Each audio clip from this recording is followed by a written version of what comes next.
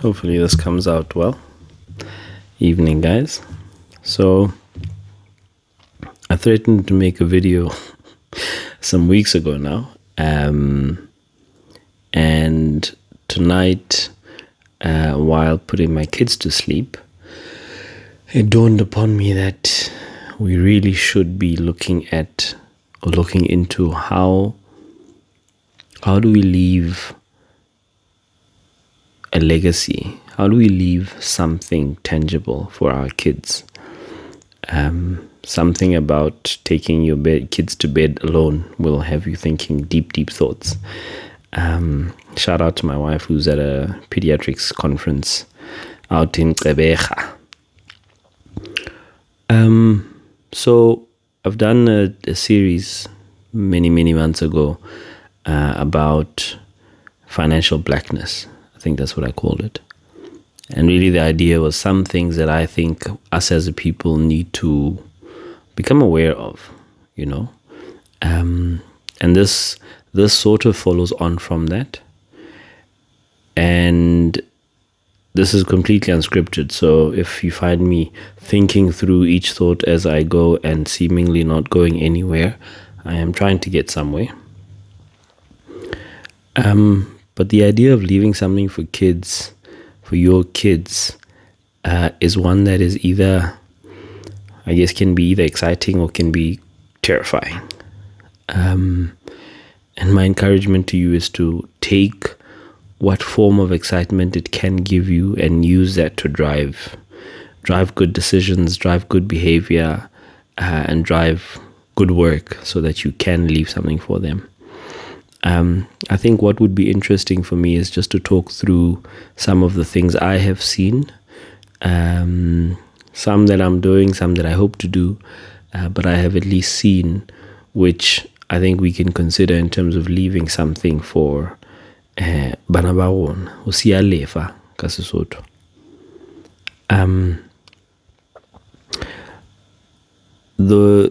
One of the biggest things I have seen has been around tax. Structuring things in a way that is tax efficient. Now, of course, I'm not a financial advisor. I'm definitely not a tax advisor or expert.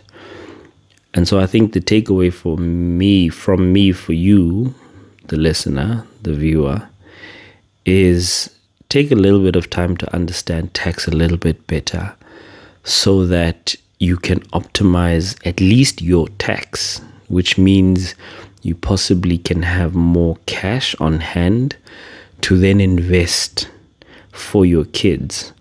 And when you invest, also invest in a tax efficient way.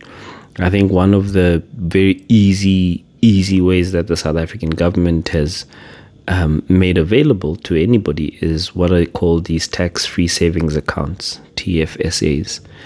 And effectively over any person's lifetime, I think you have a limit of up to 500,000 Rand that you can invest in tax-free. And the idea behind it is any of the growth of that money won't be taxed. I'm not going to go into more detail about it. I think you can read about it, tax-free savings accounts. And what that means is you as an individual can put away money into such an account that when it grows, you don't get taxed on it. Unlike if you put it, let's say, in the stock market, and as it grows and it gains interest, that growth is subject to tax. There are parameters around that. Every year you're allowed to put, I think, up to 36,000 Rand a year. And you can open one for yourself, you can open up one for your partner, you can open up one for your child. And over your lifetime and their lifetime, they have a maximum of 500,000 Rand that you can put in. So it's 36,000 Rand a year for X number of years. And so at the most basic level, if you had a child, and now I don't have something else to do my maths with, and you said, okay, well, maybe I can't do 36,000 Rand per child per year, but I can put away 1,000 Rand for my child each year into a tax-free savings account. That's 12,000 Rand a year, right? And that is money so 12,000 Rand a year, 10 years, that's 120,000, 20 years, it's 240,000 Rand. Obviously, in 20 years, that money will have grown beyond 240,000 Rand, God willing, of course. And that's something that when a child is 20, you can say, hey, look, here's a bunch of cash that I have saved for you efficiently, that a 21-year-old can then look at, okay, well, I have a portfolio of cash, or I can take it and invest it in something else, or I can buy, a piece of property, or I can do something meaningful with that amount of cash. And 250,000 Rand or 1,000 Rand a month invested over 20 years is going to grow to just a little bit more than 240, a significant amount more. So that's one very straightforward, very vanilla thing that a person can do. There are more, I'm sure, more creative ways. But I think for me, the power is once you start delving into these things and understanding, okay, so what isn't text? What is text? How can I optimize this? There are more things that you come to realize and come to understand. And that's probably going to be the most powerful thing for you, and most powerful thing you can leave for your children is that understanding. To be able to talk to your child as they go into varsity to say, okay, look, Manak, here's a portfolio that I've opened in your name, whether it's Easy Equities, whether it's Satrix, whether it's on the JSE. It's a portfolio I've opened in your name. This is the spread of the things here, the login details. Continue doing this for another 5 years. And then once you start working, you can start putting in your own cash. And you've equipped them with a gift of understanding, which is just powerful.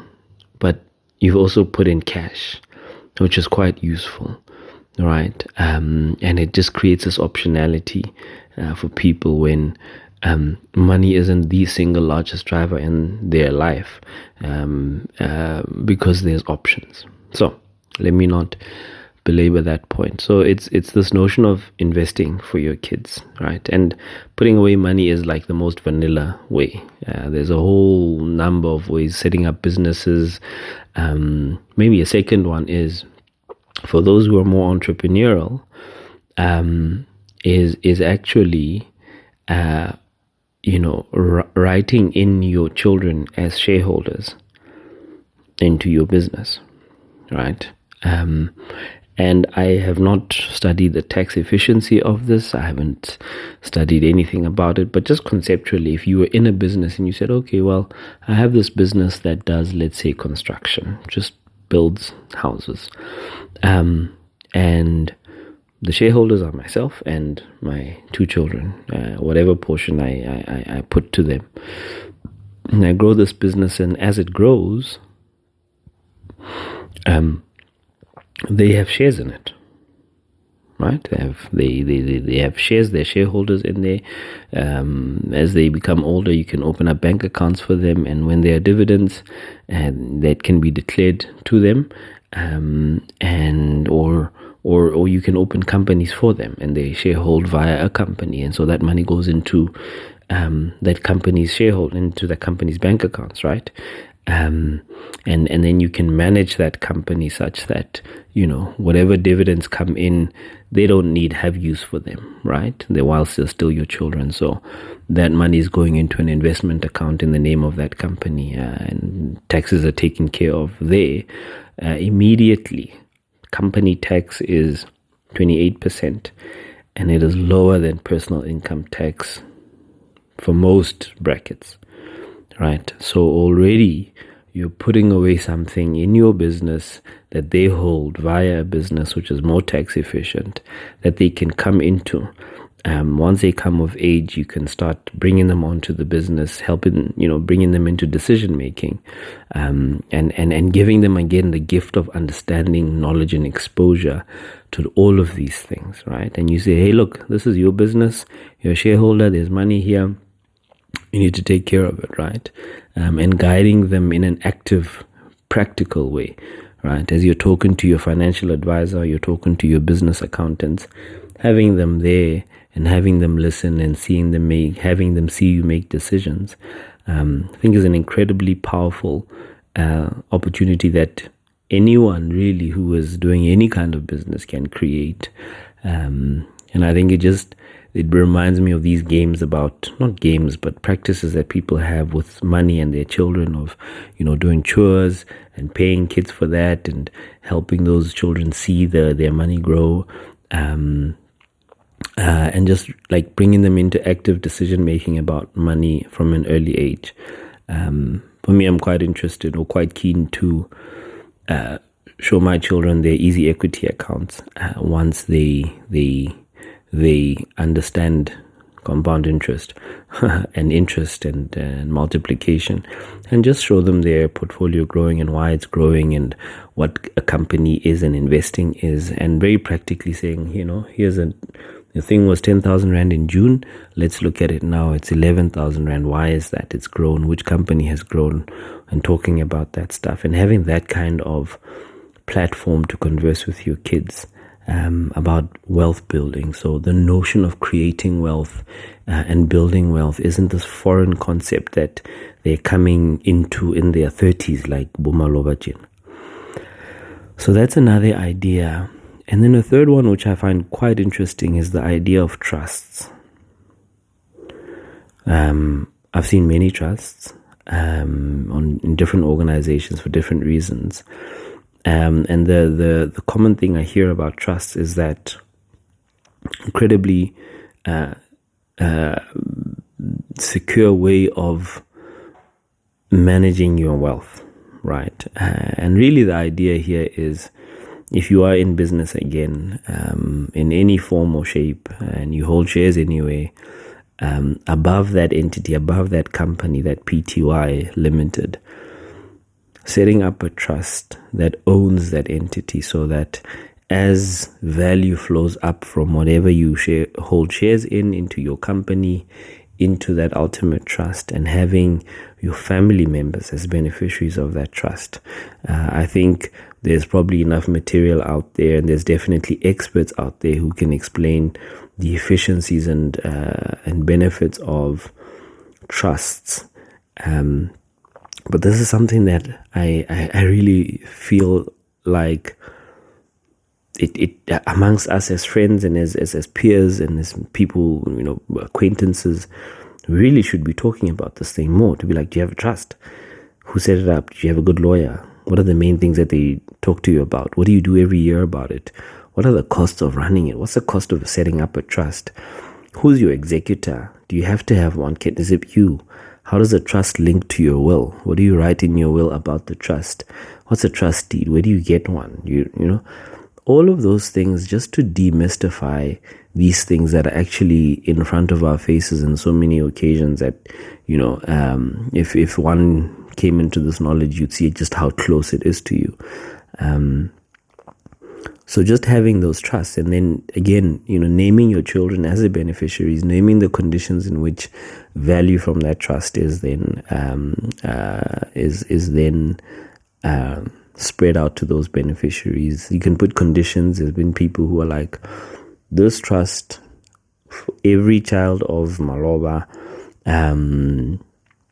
and their children, you can say born out of marriages, are beneficiaries of this trust for as long as, let's say, they reside in South Africa, you can say, or as long as they are citizens of South Africa, wherever they reside in the world, or whatever you decide.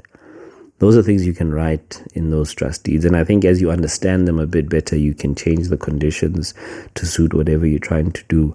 But it's something that is one. I think the underlying thing is that there's a tax efficiency there as well.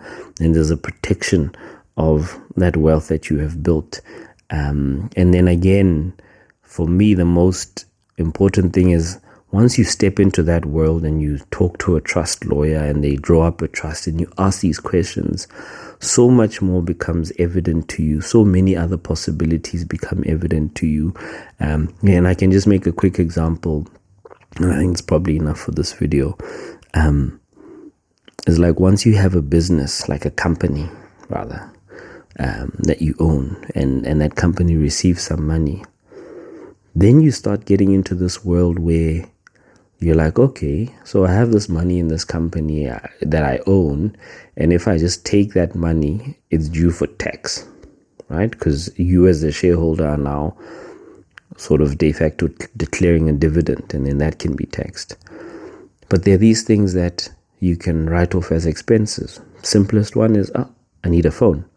I buy this phone with my business account, and that's a business expense, and I write that off as a business expense. So before I get taxed, all of the expenses that are legitimate are, deducted, so to speak. Then you're like, oh, what else? You're like, well, if I travel somewhere, let's say to a work function, or somewhere where I do some work, let's say typical example is I'm going to have a board meeting in Cape Town, let's just say. And you do have a board meeting and you have minutes and decisions, whether you are the sole director or a strategy meeting, whatever it is, right? And you have evidence to that effect. That trip is then written off as an expense. And versus you saying, okay, I have 100,000 Rand in this business account, I'm going to just spend 50,000 Rand off it and as the shareholder, but to rather spend 50,000 Rand by the business for business related expenses. And so when you're left with 100,000 Rand, let's say that is going to be taxed for whatever reason, or you want to pull that out, you're only being taxed the 50,000 Rand because the other 50 was an expense. And those are the efficiencies that are like small little things where people are like, oh, how do I write off a portion of the bond of my house? There's ways to do that. I work from home 3 days a week, 2 days a week. In fact, more days a week, because some Saturdays and Sundays one puts in a few hours. There are ways that you can have portions of your bond and home expenses and utilities and internet for sure paid off by your business. Right? So there are all of these things that I think are quite interesting to consider. But back to the creation of legacies, the more you as the parent understand these kinds of things, the more you can actually impart to your kids.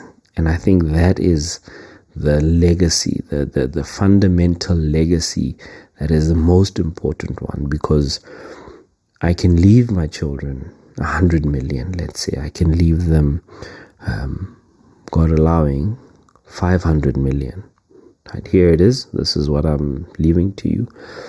But if they don't have the knowledge and the understanding of how money works and how money begets money and tax efficiencies and business acumen, I can dice up 500 million Rand in many different ways, quick, fast. Right? And that's what can happen to them. So, yes, we must work to create wealth and leave that efficiently for our children.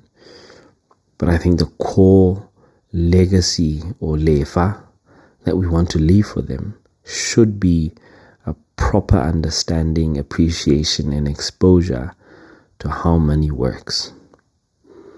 I think that's where I would really leave this video. Thanks for watching. Thanks for watching. And remember to like, share, and subscribe. Good night, y'all.